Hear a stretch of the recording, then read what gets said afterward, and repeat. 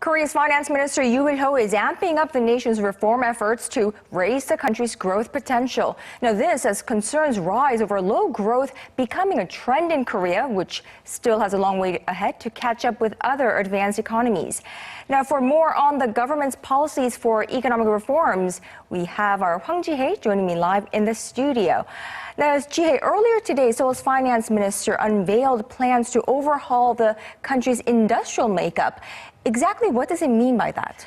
Meeting reporters on Tuesday, you said the government will push ahead with structural reforms in the industrial sector. So while the government pushes ahead in reforming the labor, finance, public, and education sectors, the government is trying to foster new growth engines that can raise the competitiveness of the overall economy. Possible candidates for this would be those related to the Internet of Things, big data, and artificial intelligence. The push for reform in a new sector comes as experts say the initial drive to transform four key sectors that I've just mentioned will not be an easy task under the new political landscape after last week's general election. And structural reform has been always on the administration's plan. However, with the opposition parties in power now, the labor market reform will be more difficult to deliver. So, Ji-hye, the latest announcement points to the government focusing more on or investing more on the longer-term measures or issues and short-term issues to boost the economy. I suppose this is a positive move because Korea's traditional growth engines have been losing steam recently. Definitely. The move to prop up budding industries is in line with Yoo's earlier comments, vowing to personally oversee corporate restructuring that is ailing conventional industries that once led growth in the country. Korea's exports have been losing steam, falling for the 15th straight month in March. The shipbuilding and shipping industries in particular have been facing ballooning losses on the back of plunging oil prices and a global economic downturn. On Tuesday, he emphasized once again that the restructuring process will speed up in the first half of this year, but with major financial institutions, including the BOK, downgrading the country's growth outlook to the 2% range, it looks difficult for both the government and the central bank to escape pressure for more stimulus.